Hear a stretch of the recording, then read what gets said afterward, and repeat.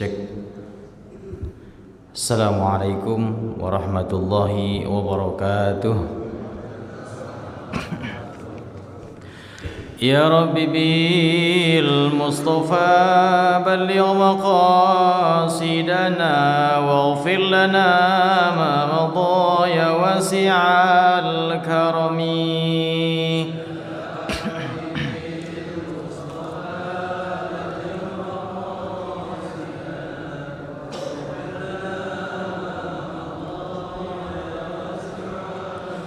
والحبيب الذي ترجى شفاعته لكل هاول من الأهوال مقتحم يا ربي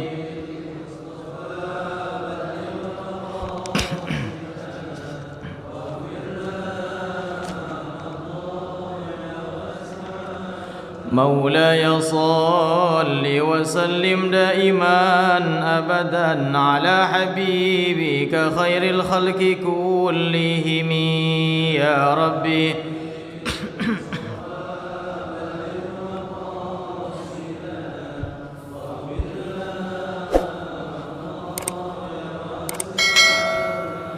على هذه النية وعلى كل نية صالحة وإلى حضرة النبي المصطفى صلى الله عليه وسلم وعلى أزواجه وأولاده وذريته ورباته ونغوص وسلام على كتاب المرام الإمام الفاكر المحدث الحافظ ابن حجر العسقلاني شاء لهم الفاتحة. أعوذ بالله من الشيطان الرجيم بسم الله الرحمن الرحيم الحمد لله رب العالمين الرحمن الرحيم مالك يوم الدين إياك نعبد وإياك نستعين اهدنا الصراط المستقيم صراط الذين أنعمت عليهم غير المغضوب عليهم ولا الضالين آمين. الحمد لله الصلاة والسلام على رسول الله سيدنا محمد بن عبد الله وعلى آله وصحبه ومن والاه ولا حول ولا قوة إلا بالله. أشهد أن لا إله إلا الله وحده لا شريك له وأشهد أن سيدنا محمدا عبده ورسوله لا نبي بعده.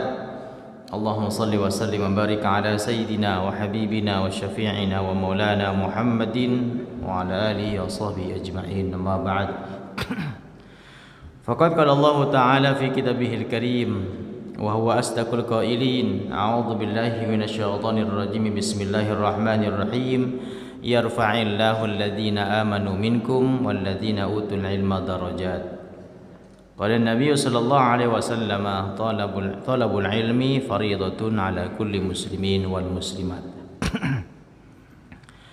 Hadratul mukarramin, para kiai, para ustadz, para alim, para ulama yang saya ta'zimi bil khusus TKM Masjid Jami Al-Fajar, akhirnya Ustadz Haji Cecep Saifuddin, Pak Ustadz Supriyadi, dan para penasihat, para pengurus dan hadirin hadirat yang saya muliakan. Alhamdulillah kita kembali berjumpa di tempat dan di gelombang yang sama. Semoga banyak manfaatnya walaupun waktunya hanya sedikit. Kali ini kajian kita langsung saja, nggak usah banyak basa-basi karena waktunya sempit. Sementara kitab saya bawa ada 3 kitab. Ya kalau nanti ngaji sampai jam 10 ya maklumin ya. Materi kajian kali ini kita Bulughul Maram, kita bahas tentang babu sholatil Jum'ah, yaitu bahas hadis-hadis yang berkenaan dengan sholat Jumat. Pembahasan tentang hukum, kemudian konsekuensi bagi orang yang meninggalkan sholat Jumat, tata cara, rukun, termasuk sunnah-sunnah yang ada di sholat Jumat. Bismillahirrahmanirrahim. Yang pertama tentang hukum dalil perintah sholat Jumat. Itu termaktub dalam Al-Quranul Karim surah Al-Jum'ah ayat 9 kalau tidak salah ya. A'udzu billahi minasyaitonir rajim. Ya ayyuhalladzina amanu idza nudiya lis-salati min yaumil jum'ati fas'au ila dzikrillahi wa dzarul bai'.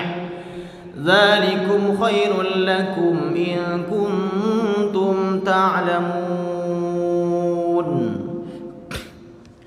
Perintah mengerjakan salat Jumat itu jelas dalilnya kata Allah, ya ayyuhalladzina amanu, wahai orang-orang yang beriman, idza nudiya lis-shalah, apabila diserukan daripada panggilan salat, mi yaumil jumu'ah, salat di hari Jumat. Ini udah spesifik belum? Ini sudah menunjukkan tentang salat Jumat bukan? Idza nudiya lis-shalah, apabila diserukan, diazankan, dikumandangkan panggilan salat, mi yaumil jumu'ah, salat di hari Jumat. Sebenarnya sudah spesifik sebenarnya, tapi masih ada yang berpendapat ini secara umum, bukan tentang salat Jumat, tapi salat di hari Jumat. Fas'au ila dzikrillah, maka bergegaslah, segeralah kamu ila dzikrillah, untuk mengingat Allah. Ini juga jadi celah juga bagi orang yang tidak mewajibkan Jumat. Itu kan panggilan sholat, maka ketika dipanggilkan, dikumandangkan, bagi orang yang tidak paham, memahami secara letterlek, pas'au ila zikrillah berarti ingat Allah, begitu. Bukan tentang sholat Jumatnya, tetapi sudah mayoritas ulama, bahkan sudah ijma ulama, ini dalil tentang sholat Jumat. Fas'au ila zikrillah wa zarul bai', dan tinggalkanlah olehmu daripada jual beli. Ini lagi nih, berarti yang diperintahkan Jumatan itu cuma orang yang aktivitasnya jual beli. Kalau PNS, karyawan, guru honorer, wah kata dia. Nah ini makanya repot ya kalau kita memahami dalil agama secara harfiah, repot pak. Berarti yang diperintahkan Jumatan itu yang dagang aja ya. Selain pedagang nggak wajib, karena dalilnya itu ya bai'un. Ya repot kalau memahami agama seperti Panji Gumilang yang begini, ya kan ya. Hanya kenapa saya bawa kitab yang banyak, 2 kitab, biar paham. Nanti kita baca fikihnya gitu, bagaimana sih gitu loh, biar enggak kita hanya bukan terpaku kepada satu kitab yang hanya memindahkan bahasa Arab ke bahasa Indonesia. Nanti lihat pandangan ulama bagaimana. Bai'un itu dimaksud, bai'un itu kata ulama adalah aktivitas keduniaan kita. Urusan dunia tinggalin, iza nudiya lis-shalah, urusan duniamu tinggalkan ketika sudah dikumandangkan panggilan sholat, yaitu sholat Jumat. Apapun aktivitas kita tinggalin, yang ngajar tinggalin, yang dagang tinggalin, semua tinggalin. Kenapa? Pada hakikatnya apapun pekerjaan kita di muka bumi itu ya dagang. Ya dagang pengen untung, ya kerja pengen gaji, betul ya? Ya bisnis juga pengen untung, sama aja. Maka tinggalkan. Dzalikum khairul lakum, karena yang demikian itu meninggalkan aktivitas keduniaan kita untuk memenuhi panggilan Allah saat dikumandangkan azan Jumat, itu lebih baik bagimu kata Allah. In kuntum ta'lamun, jika kamu mengetahuinya. Ini dalil ayat tentang perintah sholat Jumat. Sekarang dalil hadisnya, biar sinkron. Kalau kita masih meragukan ayat ini karena katanya tidak spesifik, katanya ya, bahkan ada yang berpendapat haji itu nggak wajib, ke Bogor juga sama aja, katanya haji juga. Iya, karena Bogor juga tanah suci katanya. Angel. Ayo kita lihat sekarang turunannya, dalil turunnya itu ya hadis. Dalil turunan, dalil agama itu setelah Al-Quran adalah hadis. Kita lihat turun hadisnya. Itu loh. Dalil turunannya ya sabda Rasul, ya perbuatan Rasulullah. Apa kata Rasul? Dalam kitab Bidayatul Mujtahid, nggak kebawa kitabnya tapi saya masih hafal. Itu ada hadis sahih di mana kata Rasul, al-jum'atu haqqun wajibun ala kulli muslimin fi jama'atin. Salat Jumat itu hukumnya wajib, hak yang wajib bagi setiap muslim, dalam berjamaah, dilakukan secara berjamaah.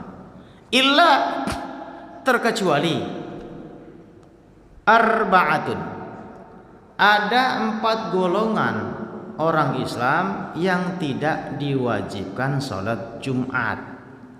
Jadi artinya nggak semua diwajibkan. Ada beberapa orang yang tidak diwajibkan Jumatan atau sholat Jumat. Yang pertama, kata Rasulullah, yang tidak diwajibkan Jumatan itu abdun mamluk, hamba sahaya, budak. Waya gini masih ada budak enggak? Masih ada budak? Enggak ada ya budak ya. Tapi manusia yang diperbudak banyak. Ya. Perbudak majikan, perbudak sama dunia, perbudak sama bos. Ya kan ya? Iya, ya enggak Jumatan gara-gara dunia, kan budak dunia itu. Abdud dinar, abdud dunia. Kita enggak sholat gara-gara dunia, berarti budaknya dunia. Kita enggak sholat gara-gara bini, berarti budaknya bini. Ya, enggak ada budak, tapi manusia diperbudak banyak. Yang kedua, au imratun, wadon. Apa wadon? Perempuan enggak wajib Jumatan, kata Rasulullah. Au sobiyun, bocah, anak-anak juga nggak wajib Jumatan. Yang keempat, au maridun, orang sakit juga nggak wajib Jumatan. Wa fi riwayatin, sedang dalam riwayat lain dikatakan illa khamsa, ada 5 yang tidak diwajibkan. Yang 4 yang tadi tambah 1 lagi, au musafirun, atau orang sedang dalam perjalanan, juga tidak diwajibkan Jumatan. Artinya bagi perempuan itu sunnah, bagi budak pun sunnah, bagi anak-anak sunnah, bagi orang sakit sunnah, bagi orang dalam perjalanan juga sunnah Jumatan. Perempuan sunnah Jumatan. Walakin in haduru, akan tetapi yang 5 tadi, budak, perempuan, anak-anak, orang sakit, sedang dalam perjalanan, jika mereka hadir ikut Jumatan, kanu, maka mereka itu min ahlul Jum'ah, termasuk ahlul Jumat, sah Jumatnya. Dan itu cukup menggugurkan kewajiban sholat zuhur. Yang 5 tadi, perempuan, anak-anak, hamba sahaya, orang sakit dalam perjalanan, kalau mereka hadir Jumatan, walaupun bagi mereka tidak wajib Jumatan, tetapi bagi mereka sah, dan itu sudah menggugurkan kewajiban sholat zuhur. Hebatnya Jumatan begitu. Jadi yang sunnah itu bisa menggugurkan yang wajib. Spesialnya sholat Jumat seperti itu. Nah, jadi bagi 5 yang tidak diwajibkan itu, kalau mereka ikut Jumatan sah. Ya kalau di kita mungkin sesuatu yang tabu ya, Jumatan, perempuan Jumatan gitu ya. Kalau Mekah Madinah, saya baru pulang 2 hari yang lalu, Jumatan perempuan banyak. Di Madinah juga perempuan Jumatan, enggak zuhur lagi, boleh? Ya boleh. Dan mereka enggak perlu zuhur lagi. Itu satu spesialnya sholat Jumat itu seperti itu. Yang sunnah itu bisa menggugurkan yang wajib.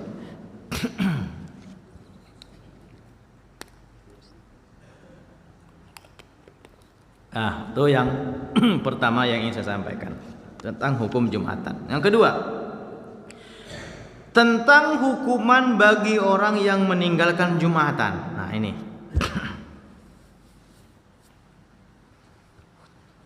Sepertinya kalau orang Islam itu sadar akan kewajiban sholat Jumat dan tahu konsekuensi bagi orang yang meninggalkan Jumatan, itu jamaah Jumat itu Pak jauh lebih banyak daripada sholat Idul Fitri sebenarnya.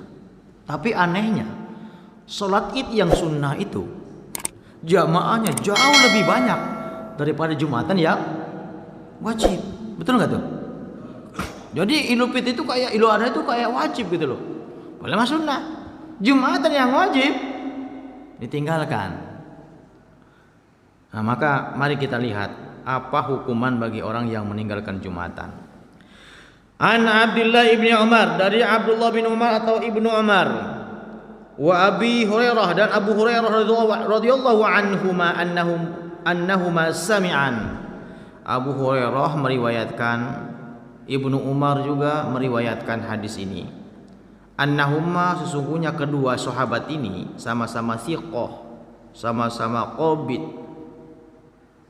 sama-sama masyhur sebagai perawi hadis. Keduanya mendengarkan dari siapa? Rasulullah sallallahu alaihi wasallam. Yaqulu, Rasul bersabda, ala a'wadi mimbarihi. Nabi mengatakan hadis ini saat di mimbar pas sholat Jumatan. Tahu mimbar Nabi? Mimbar Nabi tahu? Umroh makanya. Barang saya. Iklan. Yang nanya doang, bukan iklan. Mimbar Nabi itu. Kita kalau di situ tuh merinding. Auranya apa ya gitu. Mungkin karena bekas tapak Rasul ibadah, maka di Raudhah itu semua orang mendambakan ingin di Raudhah. Ketika di Raudhah itu sholat tuh nggak ada capeknya, enak banget ya. Bekas tapak Nabi itu. Nah, Rasul mengatakan hadis ini saat beliau berkhutbah di atas mimbar. Berarti kan sakral Pak, bukan main-main kan? Sakral. Apa materi isi khutbah Nabi saat di mimbar tersebut? Rasul mengatakan begini. La yantahiyanna aqwamun ala wad'imil jum'at. Hendaknya suatu kaum menghentikan kebiasaan suatu kaum. Hendaknya mereka menghentikan kebiasaan suatu kaum untuk apa? An wad'imil jum'at, daripada meninggalkan kebiasaan sholat Jumat, meninggalkan sholat Jumat, menghentikan kebiasaan tidak sholat Jumat. Kalau kita pahami hadis, redaksi hadis ini, berarti berdakwah itu bukan tugasnya ustadz doang Pak. Ngajak orang untuk berbuat baik itu tugas kita semua. Man dalla ala bi khair falahu mislu ajrin fa'ilihi. Ini dalilnya nih. Ngajak orang untuk berbuat baik itu pahalanya sama dengan orang yang melakukan kebaikan tersebut. Ini dalilnya bahwa dakwah itu bukan hanya tugas ustadz, tugas kita semua, spesifik tentang Jumatan. Ketika kamu, kata Rasul, melihat orang yang biasa kagak Jumatan, orang udah azan Jumat masih aja mainin burung, repot sama joran pancing Jumatan. Artinya tugas bapak semua Pak, bukan tugas kita semua. Hentikan saudaramu yang biasa meremehkan sholat Jumat, hentikan kebiasaan buruk itu, kata Rasul. Kenapa? Karena berat hukumannya. Aw la yakhtimanna Allah ala qulubihim, atau Allah akan mengunci hati mereka. Memang redaksi hadisnya itu bukan kafir Pak, walaupun kadang-kadang ustadz ya langsung oper ngomongnya kafir, enggak Jumatan. Sebenarnya redaksi hadisnya bukan kafir, tapi Allah aula yahtimanallah ala qulubihim, Allah akan kunci hati mereka. bagi orang yang biasa kagak Jumatan. Nah, baru kata ulama 3 kali. 3 kali turut-turut kagak Jumatan tanpa uzur syar'i, Allah kunci hatinya. Digamblangin bahasanya kafir. Mungkin Bapak pernah dengar ya, enggak Jumatan 3 kali kafir kan itu. Kecuali pandemi, beda. Mari kita lihat esensi Allah kunci hati dengan kekafiran seseorang. Redaksi hadis ini Allah nggak bilang, Rasul nggak bilang kafir. Tapi ketika Rasul bilang aula yahtimannallah atau Allah akan kunci hatinya, coba kita lihat di surah Al-Baqarah di awal surah tuh. Innal ladzina kafaru sawa'un 'alaihim a'anzartahum am lam tundirhum la yu'minun. Khatamallahu 'ala qulubihim wa 'ala sam'ihim wa 'ala absarihim ishawatu wa lahum 'adzabun 'adzim. Innal ladzina kafaru, sesungguhnya orang-orang kafir itu kata Allah, sawaun alaihim, sawaun sarwa keneh, sama baik, bagi mereka itu sama aja. A'anzartahum, apakah mereka diberikan peringatan, apakah mereka dikasih tahu, apakah mereka didakwahi, am lam tundirhum, atau tidak diberikan peringatan, la yu'minun, mual bakal beriman.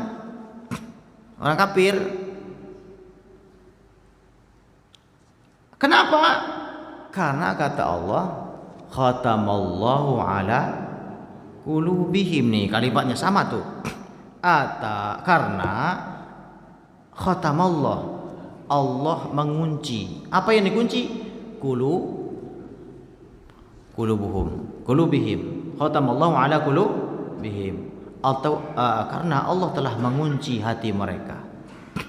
Tadi enggak Jumatan, Allah kunci hatinya. Orang kafir enggak bisa beriman sekalipun disampaikan sama orang-orang yang kompeten di bidangnya, ustadz, ulama, kiai, enggak bakal bergeming. Kenapa? Karena hatinya terkunci. Berarti kan sama baik. Orang yang biasa meremehkan Jumatan terkunci hatinya. Ketika Allah sudah mengunci hatinya, tidak bisa diberikan peringatan, enggak bisa dikasih tahu, enggak bergeming. Ya wajar kalau ada ustadz bilang kafir, enggak Jumatan, meremehkan Jumatan dengan sengaja, ya dibilang kafir. Gitu loh. Tapi kalau saya bahasanya ikutin Nabi aja lah. Allah kunci hatinya. Pak, kalau Allah sudah kunci hati kita, Islam nih, kita nggak bicara kafir, Islam. Kalau Allah sudah mengunci hati manusia, orang Islam, siapapun yang kita undang di sini, ceramah, walau biar kata nih sorbannya,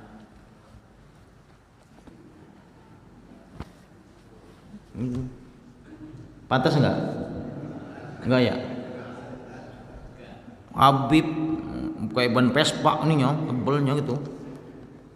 Kalau hati sudah terkunci, nggak bisa diajak.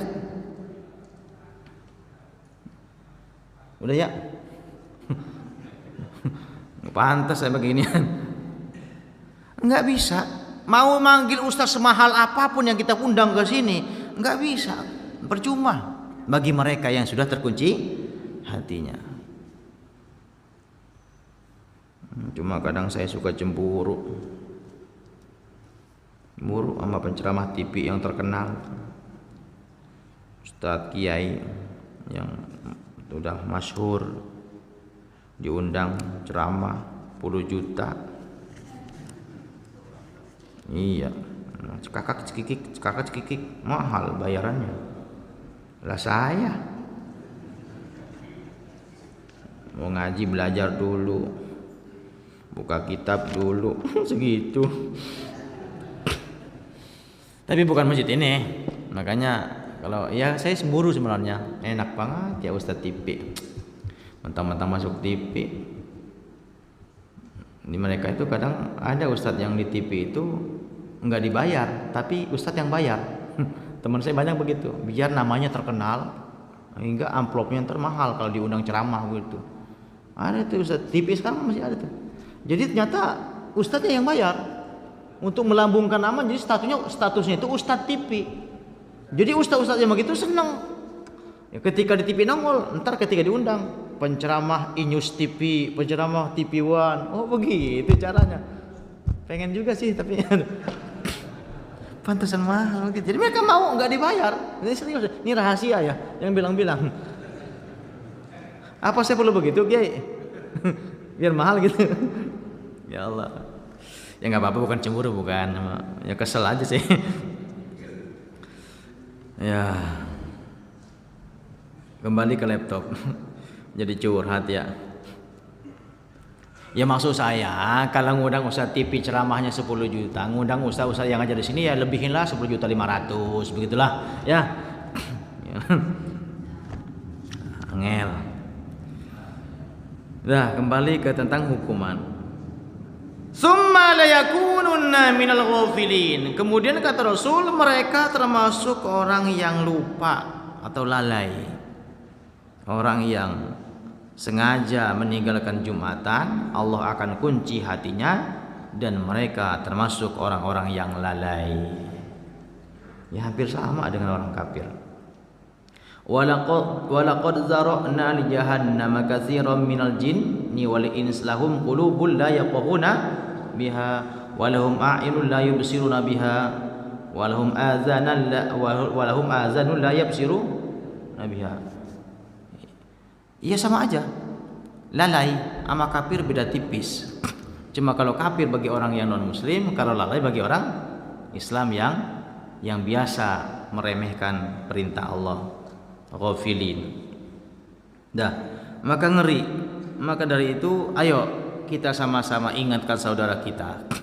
Ketika mereka meninggalkan Jumatan, ajaklah Jumatan. Karena ini perintah Nabi. Hentikan kebiasaan suatu kaum orang Islam yang biasa meninggalkan sholat Jumat, kecuali yang 5 tadi: hamba, sahaya, perempuan, anak-anak, orang sakit, dan di perjalanan.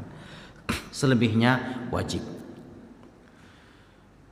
Yang kedua, yang ketiga, wa an Salamah ibnu Akwa'in radhiyallahu anhu qala, dari Salamah bin Akwa'. Ini saya baru dengar nih perawi Salah bin Akwa' ini. Cuma ini hadisnya sahih tapi di Bukhari dan Muslim muttafaqun alaih. Bahwa kunna, kata beliau, kami para sahabat nusolli salat ma'a Rasulullah SAW, bersama Rasulullah SAW, yaumal Jum'ah. Kami salat Jumat bersama Nabi. Summa nansarifu, kemudian kami pulang. Walaysal lil hiyatani zillun yustazallu bihi. Saat kami pulang, tembok itu tidak ada bayang-bayang untuk berteduh. Muttafaqun alaih. Apa maksudnya? Maksudnya waktu sholat Jumat itu persis di waktu sholat zuhur. Saat matahari di atas kepala condong sedikit ke barat, maknanya waktu zawal. Jadi zuhur itu waktu zawal. Matahari persis di atas kepala, condong sedikit, itu masuk waktu zuhur. Nah, artinya sahabat saat melakukan Jumatan itu waktunya persis dengan sholat zuhur.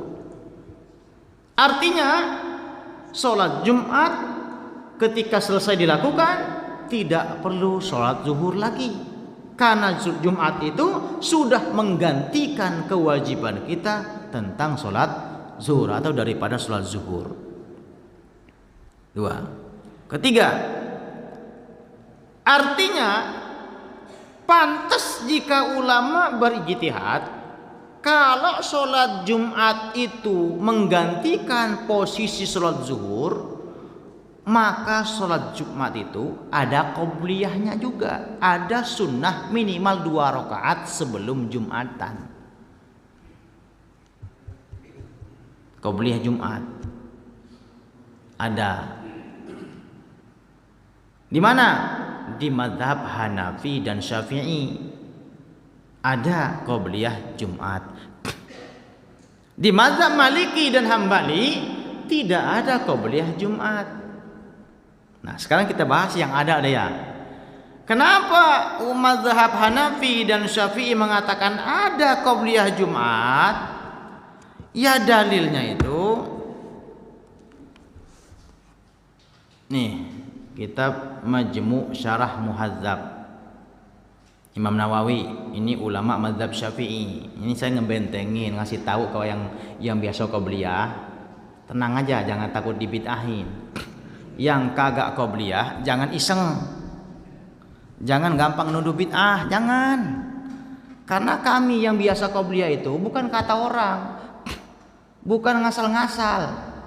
Ada penjelasan dalilnya. Kenapa? Saya udah hafal sebenarnya, tapi biar yakin aja bahwa Pak, kita qobliyah Jumat itu bukan ngasal, bukan semau kita. Walaupun dulu ulama kita itu saat menyampaikan hukum-hukum seperti ini nggak perlu bawa kitab kayak saya. Kenapa? Bagi mereka ketika ustadznya sudah menyampaikan, udah yakin. Kenapa? Ilmunya sanadnya bersambung. Pernah pesantren pasti udah bener nih ucapannya. Kenapa? Karena di pesantren pasti diajarkan. Kenapa dibilang sunnah? Nah sekarang kalau saya nggak bawa kitabnya, disangkanya ngasal-ngasal saya. Wah itu mah ngada-ngada aja qobliyah Jumat. Nah sekarang saya buka nih ya, biar yakin. Yang qobliyah makin yakin, yang suka nyalahin jangan lagi. Ya silakan, tong sunnah toh. Qobliyah itu sunnah, qobliyah Jumat itu sunnah. Ini dalil logikanya sederhana tadi kan. Jumat itu sudah menggantikan posisi sholat zuhur. Sholat zuhur ada qobliyah nggak? Ada nggak? Udah saya baca dalil dari hadisnya dulu. Gue langsung ulama antar angkanya ngada-ngada. Kata Rasul begini. Ma baina kulli adzanaini sholah. Di antara di setiap dua azan itu, azan dan qomat itu ada dua sholat. Ada sholatnya. Subuh ada azan nggak? Zuhur ada azan nggak? Asar ada azan nggak? Maghrib, Isya ada sholat sunnah nggak di situ? Ada. Jumat ada azan nggak? Itu pertama. Yang kedua, dari Ibnu Hibban min hadis Abdullah Ibnu Zubair, kata Rasul, ma min sholatin mafrudatin illa baina yadaiha rakaatani. Tidaklah daripada sholat fardu itu, sholat wajib itu. Jumat wajib enggak tuh? Tidaklah daripada sholat wajib itu illa baina yadaiha, kecuali di antara dua azan itu rakaatani, ada dua rakaat sholat. Ini dalil hadisnya. Sekarang kita lihat ulama dalam Majmu' Syarah Muhadzab jilid 5 di halaman 555. Kenapa saya bahas begini? Ini sebenarnya masalah sepele, tapi pada ribut gara-gara sepele ini, Pak. Ya enggak? Pada berantem gara-gara qobliyah sama kunut. Hal sepele tapi ribut gara-gara kunut.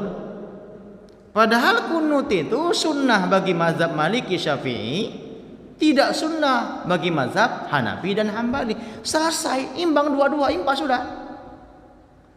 Yang enggak kunut mungkin ngikutin mazhab Hanafi atau Hambali. Yang kunut mungkin mengikuti mazhab Maliki atau selesai, jangan ribut.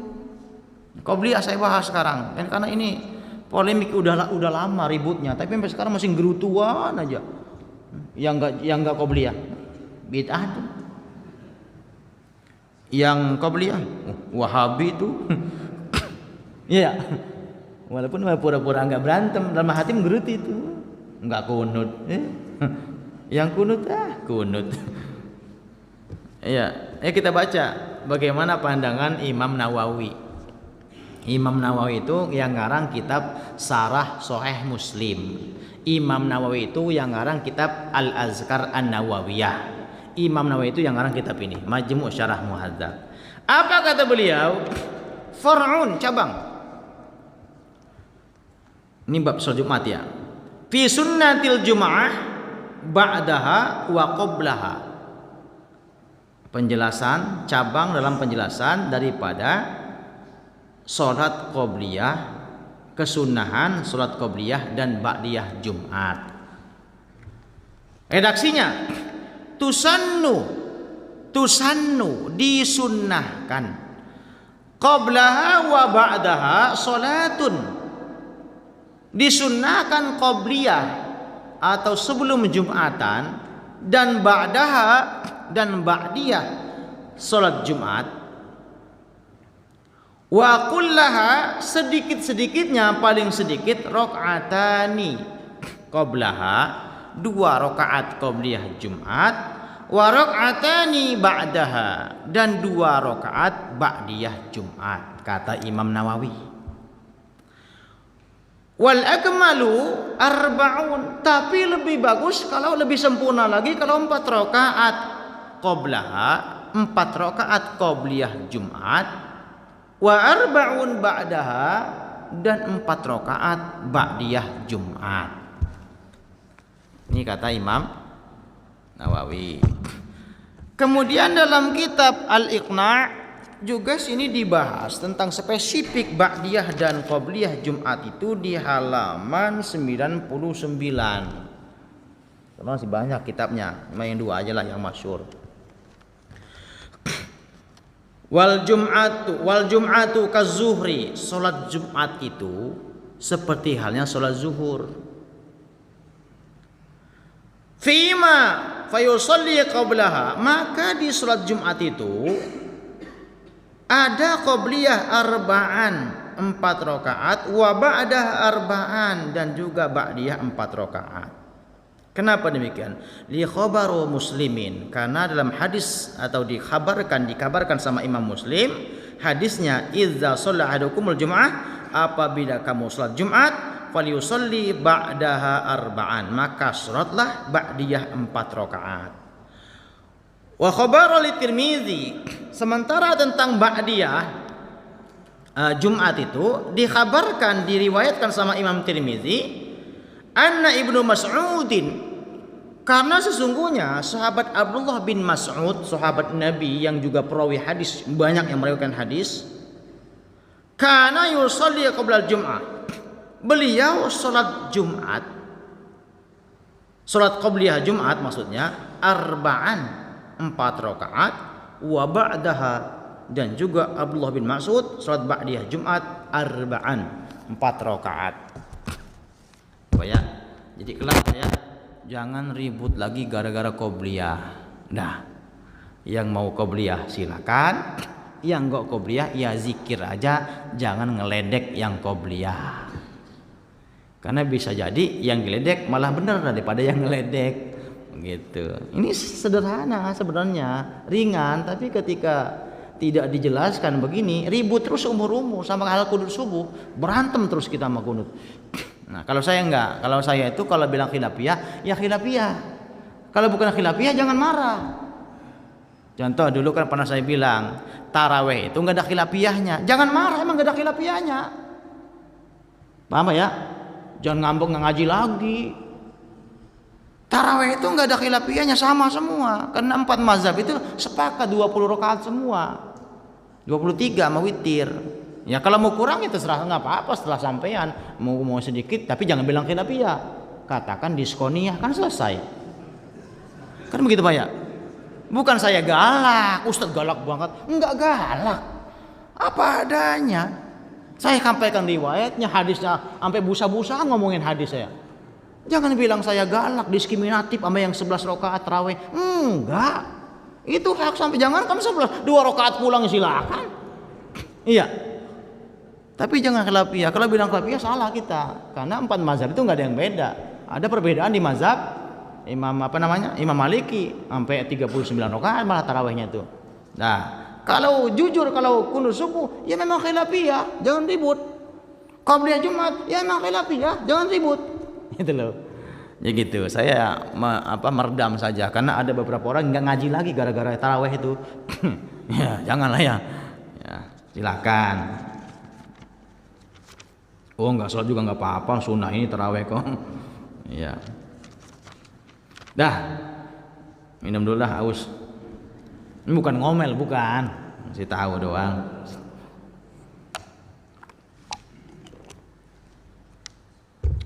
Kalau ada ustadz bilang khilafiyah tarawih itu, ya berarti ya nyari aman biar dipakai terus. Kalau saya nggak bisa kalau begitu. Mau dipakai silakan, nggak juga apa-apa. Baik. Kemudian berikutnya, udah selesai ya. Ini pertanyaan banyak di Jumatan dia. Iya, karena nggak pernah dibahas sama ustadz di Jumatan. Amin. Satu lagi deh. Wa an Sahal bin Sa'adin, dari Sahal bin Sa'ad radhiyallahu anhu qala. Kata Sahal bin Sa'ad, sahabat Nabi, ma kunna nakilu wa la nataghadda illa ba'dal jum'ah. Nah ini remeh temeh tapi penting. Adalah kami para sahabat, kata sahabat Sahal bin Sa'ad, kami para sahabat, tidaklah kami itu nakilu, tidak tidur siang, wala nataghadda, dan juga kami para sahabat itu enggak biasa makan siang, illa kecuali ba'dal jum'ah, kecuali setelah selesai sholat Jumat. Nah ini emang sepele tapi kalau kita langgar repot. Jangan biasakan makan siang dulu sebelum Jumatan, dan jangan dibiasakan tidur dulu sebelum Jumatan. Tidur kita bahas. Jam 10 kita tidur, Pak. Yakin Pak 12 Pak asar baru bangun? Ya kan? Makan. Sebelum Jumatan makan dulu. Masuk masjid dikipasin. Enggak lama, Pak. Enggak lama. Apalagi ngambil posisi begini. Udah enggak lama. Enggak. Entar lagi udah patah.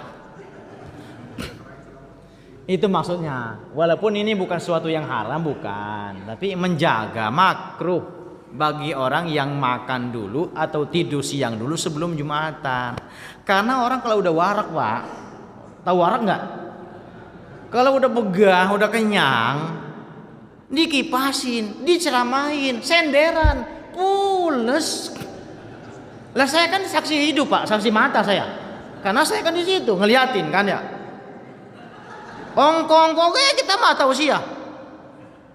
Jangan kan nyender. Kelakuan yang Jumat ini kita bahas yang Jumatan ini. Jangan kan senderan, Pak. Bapak datang nggak duduknya tapi begini. Enggak lama. Bener nggak? Ini pelakunya semua. Enggak begini, enggak duduknya sila, cuma standar doang. Enggak lama. Bener nggak, Pak? Iya, kalau udah kenyang udah warak. Standar satu juga sama. Ini.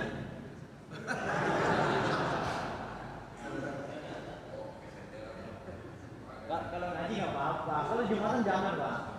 Maka saya kasih tips saya. Pertama ikutin sahabat Nabi tadi, jangan makan siang dulu, ntar tahan habis Jumatan baru makan. Yang kedua caranya, duduknya kalau kita ingin nggak batal, kalau kuat nih duduknya nih, kalau kuat, duduklah sifat sholat. Kalau kuat. Kalau nggak kuat, duduk sila.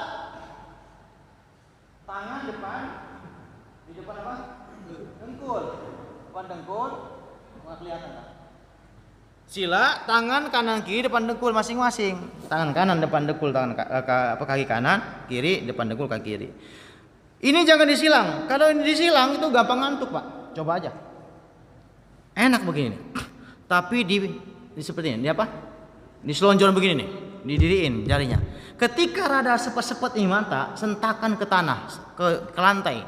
Ujung jari kita sentakin, jus yang kencang. Itu saraf mata kebuka lagi. Kalau sentak sekali, 3 kali masih ngantuk, sentaknya jangan ke bawah, tapi ke mata. Pak, coba aja. Enggak bakal ngantuk. Pasti melek itu.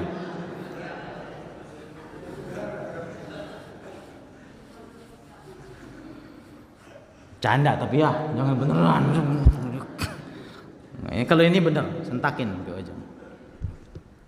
Makanya disinilah kenapa Rasul melarang bagi khotib itu memperpanjang khutbahnya. Ini hadisnya belum sampai, bahwa kata Rasul, kepakihan seorang ustadz itu lihat pas sholat Jumat ketika dia khutbah. Ciri orang paqih itu memperpendek khutbah, memperpanjang bacaan sholatnya. Itu paqih, berarti ngerti itu. Kadang-kadang khutbah Jumat kayak ceramah, malah ngidul apa video omongin. Pak, orang ini lagi tengah-tengah hari, Pak, ada yang belum makan. Bukannya dengerin berdipisu, Pak, dalam hati usia dangkalan yang khotib sialan. Apalagi orang kantor, Pak, orang pabrik tuh. Wah, coba aja khotib panjang-panjang, di blacklist nggak lama dipecat itu. Maka saya itu paling senang di khutbah di PT itu. Sebentar bayaran sama. Kan blow on, Pak. Kalau ada ustadz ceramahnya banyak, khutbahnya panjang-panjang, sama aja, panjang segitu, pendek segitu. Salah itu begitu. Maka Nabi bilang kepakian seorang mubaligh itu ketika khutbah, saat dia memperpendek khutbahnya, memperpanjang sedikit bacaan sholatnya, termasuk orang faqih, ngerti tentang fikih gitu loh. Nggak boleh memang, jangan lama-lama. Nah, makanya saya kontraknya di PT itu suka diperpanjang saya. Pakai. Karena paling senang saya. Bila perlu rukunnya aja langsung doa udah. Karena mereka kan belum makan, Pak ya. Bukan, waktunya kan sempit, kasihan. Ya. Lah baik. Masih banyak ini, mungkin kita bahas Jumat ini sampai 5 bulan baru kelar. Ya, insyaallah kita bahas lagi, kita lanjutkan di pertemuan akan datang. Pertanyaan. Kalau sujud terakhir dalam sholat tidak berdoa, apakah harus bahasa Arab? Nah, kalau mau terakhir bahasa Indonesia jangan dilafalkan, cukup di hati. Kalau dilafalkan udah boleh, hati aja yang bicara. Tapi bagusnya bahasa Arab. Doa itu memang yang paling bagus itu bahasa Arab, tapi kita ngerti apa inti bacaan doanya. Ya, walaupun nggak paham persis terjemahannya, untuk seluruh doa, termasuk bacaan sholat. Bacaan sholat, Pak, mbok ya dipelajarin agar kita